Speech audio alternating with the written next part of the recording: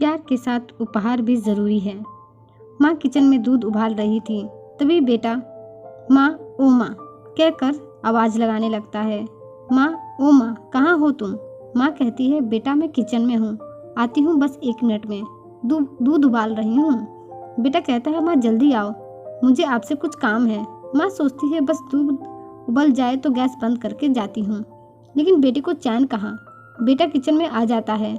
माँ कहती है मैं आ रही हूँ बेटा, तुम किचन में आ गए, ऐसी भी क्या बात है जो तुमसे रहा नहीं गया।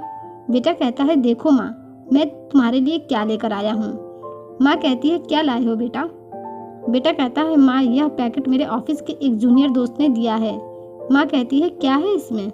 बेटा कहता है ये तो तुम्हें भी नहीं, ये तो मुझे भी नहीं मालूम माँ, लेकिन ये तुम्हारे लिए है। माँ हैरान होते हुए कहती है मेरे लिए? तुम्हारे ऑफिस का कोई क्यों देने लगा कुछ? बेटा कहता है माँ बात ऐसी है कि आप जो मुझे खाना बना कर देती हो ना टिफ़िन में भर भर कर, मैं कितना भी मना करता हूँ कि माँ कम दिया करो, लेकिन आप ज़्यादा दे ही देती हो। तो ऑफिस में जब टिफ़िन का टाइम होता है तो हम सभी स्टाफ एक साथ बैठकर खाना खाते हैं। मैं अपना टिफ़िन खोलकर सामने रख देता हूँ, सभी लोग भी अपना टिफ़िन सामने रख देते हैं और सब एक दूसरे के टिफ़िन में से खाना मिल बांट कर खाते हैं। माँ तुम रोज़ रोज़ अलग तरह का खाना बना कर देती हो तो सब मेरी टिफ़िन की बहुत तारीफ़ करते हैं और तुम्हारे बने खाने की भी बहुत तारीफ़ करते हैं। सभी स्टाफ को भी तुम्हारे हाथ का खाना बहुत पसंद आता है। सभी बहुत तारीफ़ करते हैं और मन लगाकर खाते हैं, चटकारे ले लेकर। आज जब मैंने जैसे ही टिफ़िन खोला तो उसमें एक छोटा सा डिब्बा भी था जिसमें कुछ मीठा दिया था आपने। उसे तो सभी ने तुरंत खत्म कर दिया, मुझे आखिरी में थोड़ा सा बस मिला, तो वह बहुत ही स्वादिष्ट था। सभी बहुत तारीफ कर रहे थे उसकी। मुझसे उन्होंने पूछा कि यह क्या है, तो मुझे तो पता नहीं था कि आपने क्या दिया है।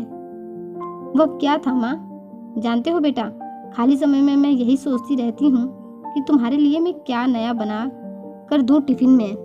मैं रोज़ तुम्हें कुछ न कुछ नया बनाकर देना चाहती हूँ ताकि तुम काम करने के बाद जब खाना खाओ तो तुम्हें वह खाना स्वादिष्ट लगे और तुम मन लगाकर खाना खा सको।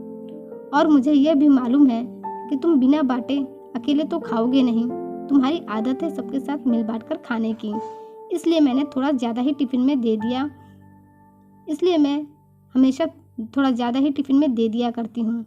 शाम को जब तुम ऑफिस से आते हो और मेरे खाने की तारीफ़ करते हो तो ऐसा लगता है मानो मेरा सारा परिश्रम सफल हुआ। एक सुकून मिलता है और प्रोत्साहन भी मिलता है फिर से कुछ नया करने का। बेटा कहता है माँ मेरी बात तो सुन लो पहले। माँ कहती है हाँ बताओ बेटा, लेकिन पहले यह तो बताओ कि यह पैकेट तुम्हें दिया किसने और क्यों दिया है। बेटा कहता है हाँ वही तो बता रहा हूँ, लेकिन पहले आप यह बताइए कि आपने जो सुबह मीठा दिया था वह क्या था। माँ कहती है अरे बेटा वह तो समय मिल गया तो मैंने मूंग का हलवा बना दिया। बेटा कहता है हाँ माँ, उसी मूंग के हलवे की सबने बहुत तारीफ की है और उंगलियां चाट चाट कर सबने उसे खाया है। उन्होंने यह पैकेट तुम्हें देने के लिए कहा है उपहार के तौर पर, और यह भी कहा है कि मैं आपको बताऊं कि आप खाना बहुत स्वादिष्ट बनाती हैं, सभी को बहुत पसंद आता है। चलो माँ पैकेट खोलो, देखते हैं क्या है इसमें। बेटा वह पैकेट अपनी माँ को दे देता है, फिर कहता है जल्दी खोलो माँ, सब्र नहीं होता। माँ कहती है बेटा यह सब की क्या ज़रूरत है, मैं क्या करूँगी किसी भी उपहार का। माँ मन ही मन बेहद खुश थी और यह बातें कह रही थी। यह क्या पैकेट खोलने पर चिट्ठियाँ निकलती हैं। यह इतनी सारी चिट्ठियाँ स्टाफ की पत्नियों की थी जिसमें तारीफ की कुछ लाइनें लिखी हुई थी और उन्होंने माँ को अपने घर उनके हाथ का खाना चखने के लिए विशेष आग्रह के साथ प्यार भेजा था। और आखिरी में एक छोटे से कागज़ पर लिखा था आंटी जी मुझे तो खाना बनाना नहीं आता है, पता नहीं बाद में आपके बेटे को इतना स्वादिष्ट खाना शायद न मिल सके, लता। माँ कहती है बेटा यह लता कौन है। बेटा कहता है क्या हुआ माँ। माँ कहती है पहले बताओ तो बेटा यह लता है कौन, फिर मैं तुम्हें बताती हूँ क्या बात है। बेटा कहता है माँ कोई नहीं, बस मेरे साथ ऑफिस में काम करती है, अच्छी लड़की है। माँ कहती है सिर्फ अच्छी लड़की है, इसका क्या मतलब हुआ। बेटा कहता है मेरा मतलब है कि उसका व्यवहार अच्छा है हम सभी के साथ में।